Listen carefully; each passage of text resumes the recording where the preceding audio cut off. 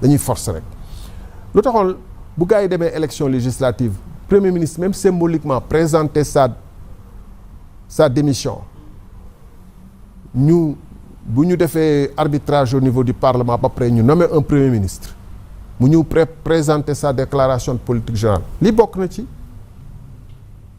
mais yow nga ne man non dañ ma dénk liggéey boo xam ne mu ngi wéy loolu la waxoon taxaw ni man maa ngi garder suma poste premier ministre mais donc nekkoo député tànn nga et donc puisque tànn nga règlement bi lu mu waxoon ci saa yooyu puisque tànn nga wax nga ko nii nga tànn naa nekk des premier ministre perte nga bële c'est clair même boo bindee lettre de demande de suppléance de demande waxal lu la neex mais perte nga c'est clair alors bala ñoo dem pub rapidement Omar Faye balaa président da ñëw ci laaju Momo Cissé waaw xam nga d'abord sur la nomination voilà du premier ministre Al Amine Lo détaillé si ñoom ki ñu doon sóor mooy Cheikh Diba. ah bon. seen calcul dafa faussé. parce que chef bii seen problème dëgg Cheikh Diba la du Al Amine Lo détail la parce que c'est lui l'élément clé qui est autour du président de la République Diomaye Faye. et ça dérange les pacifiens. bien sûr te mujjewul ñëw booy seet temps yi yëpp moom lañ doon attaqué di ko tuumaal di ko waxal lu ne. te lépp lu ñu mën a def pour séparer le président Diomaye ak Cheikh Diba dañ koy def parce que c'est l'élément clé Al Amine Lo détaillé la si ñoom moo tax le président doit être très attentif très vigilant par rapport à son ministre des finances parce que loolu lañ bëgg a ñoom pour mieux l'avoir honorable wax na ko léegi Al Amine nee na ndigal rek lay topp war ndigal jëfe defal def na. defal ma def. bàyyi na. bàyyi naa la donc moo lay wan ne kii du cible. seen cible mooy Cheikh Diba. Rijal loolu moom da nga ci war a d'accord. waaw mais boobu non boobu bi affaire état la. ci Baye Fall gi la. waaw boobu Baye Fall kii état la kii saayir la. waaw te bële baatin la. waaw. non dama bëgg a leeral foofu. waaw. waaw boobu saayir rek baatin du benn. dëgg la. bële moom. wuu bële beneen dimension la. dëgg la.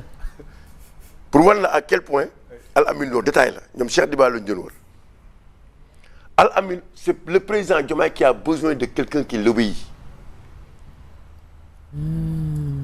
daka soxla moom. waaw pour sentir nekk président pour sentir nekk président bi. waaw tey newul woon. waaw quand même. dafa bëgg ku muy wax defal ma lii mu def bàyyil mu bàyyi duggal fii mu dugg léeg bu ko laal mu bañ a ko laal. am ku ko dul gérer. waaw léegi il est en l'aise. natt son autorité. bañ a laal cravatam. waaw kay kenn du laal ci cravatam kenn du xool siège am kenn du xool daal yi mu sol nga ne bu subaa dama si jënd. kenn du ko tenir déedéet. su gasee kenn du suul. non léegi il est en l'aise. très bien. Et là il avait besoin ou d'un militaire ou quelqu'un qui est issu de leur famille. Et là Amine Lo a été clair je suis issu de fan. waaw fan la jógee. waaw parce que. Britannique militaire. militaire militaire. enfant de trouble. donc mën na bokk comme ñu ne ak kii parce que militaire moom day obéir rek moo tax président xool xam ne kii war na ko mën a jël mu jël Al Amine Lo teg ko fa parce que loolu rek la mënoon am pour toog moo tax mu teg Al Amine Lo maintenant aussi il faut rassurer les bailleurs de fonds parce que président aussi dafa bëgg a juboo ak FMI dëgg la. dafa bëgg rek xalaat diggante yi pour nekk ak moom te Al Amine Lo c'est un élément qui l'arrange loolu moo tax ñu indi ko maintenant le reste on va voir déjà honorable wax na affaire u Azer bi loolu enquête de moralité la honorable di def nii te loolu moo ñu manqué nit avant nga koy fal da ngay xoolaale aussi est-ce que amul ay rëq-rëq moo tax mu génneel ko rëq-rëq affaire u Azer bi fi mu jaar waaw c'est important. na ko nag am na beneen dossier boobu du nga ko fàtte mi ngi nii entre guillemets léegi premier ministre nga xamuñu nag nooy doxale ñu ngi lay xaar xoose. waaw loolu mooy enquête de moralité mooy xoose bi ak 37 milliards yi xoose. te xam naa ne bi avant honorable du jógee dañ ci waxtaan tuuti waaw xoose dinañ ko xami xoose moom nu mu leer te leer ak quel que soit le premier ministre ak quel que soit seen position espagnol be xoose xaw nu mu dugg dina ñëw fii moom ak suñu 37 milliards dina leer loolu moom na leer moom nañ waaw te premier ministre yow comme que ñëw nga lijjantil xoose boobu dëgg la. ak suñu 37 milliards dëgg la. sonn nañ ci. waaw loolu moom dina leer léegi indi na lu bees honorable comme ni tafsir indee lu bees mooy article 15 règlement intérieur alinéa 3 bi Mouhamed liir ko xamuta ma bëgg nga liir ko xamuta nga liir ko xamuta ma bëgg nga liir ko naa local. waaw moo dañuy jëm suba fu am solo sunu présence fii ci édition spéciale yi c'est pas gratuit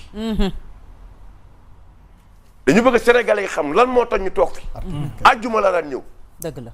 article 15 bi ah. article 15 bi alinéa kii bi article 15 mooy fi mu waxee le président de l'Assemblée nationale est élu au scrutin uninominal à la majorité absolue des suffrages exprimés. Si cette majorité n'est pas atteinte au premier tour du scrutin, il est procédé à un second tour pour lequel l'élection est acquise à la majorité relative. Pour l'élection du président, il est du boobu. doxala Voilà. en cas da ngay lire dama bëgg nga dugg en cas de vacances en cas de vacances. en cas de vacances laa bëgg nga lire ma ko Sénégalais yi dernière année. dama bëgg Sénégalais yi Mohamed waaw. dama bëgg Sénégalais yi déglu waaw. li ñu bëgg a def dëmb yéen Sénégalais yi ok moomoo yaa ngi dégg dama bëgg Sénégalais yi déglu en cas ñii li ñu bëgg a def oui. aliment li honorable wax dafa am solo torop. da ko wax mais il faut Sénégalais yii nekk fii ñu déglu Très bien. mooy En cas de vacance de la présidence par démission, empêchement définitif ou décès, le premier vice-président, après avoir convoqué le bureau qui la constate, en informe l'Assemblée. Celle-ci ne peut entamer aucune autre déglul foofu déglul foofu Mohamed waaw. honorable député est-ce que yëg nga au courant que président bi dafa démissionné yëgguma ko assemblée bi yëggu ko. mi ngoog l'assemblée. donc jeex na suba mënul ne xoolal annulation rek la mën nekk waaw. l'Assemblée nationale n'est pas encore saisie. déjà c'est une annulation demee mënul am dara les gars confondent les gens confondent dañuy jaawatle bu ñu newee Assemblée nationale. ñu foog ne président assemblée ba la. non ñu foog wala ne député yi lañu wax député yi oui. fii waxuñu les députés. administrativement parlant. quand on dit bu ñu waxee assemblée saa yu ñu waxee assemblée mooy ñu toog ci salle boobu yaatu boobu ñu toog Plénière bi waaw. président bi ñëw ne je voudrais informer l'assemblée. Bien sûr. ñooñu ñooy togal. Très bien. ñoom nag dañu dem ba jàpp ni bureau bi mooy def lu ko neex xam nga président bi di génn ak ñàkk xam bu mu ñàkk xam bokk na ci sax àddina. Ah oui, bu day quand ñëw même. ne je suspends la séance. Ah oui. Alors que je Non, il a un propose de problème avec les règles, le de règlement suspendre intérieur. la séance. Il doit toujours faire des propositions. Il fait des propositions parce que c'est l'assemblée qui C'est délibère, ça. qui décide. C'est ça. Assemblée mooy décider du ay groupe parlementaire du bureau ñoom nag dañu dem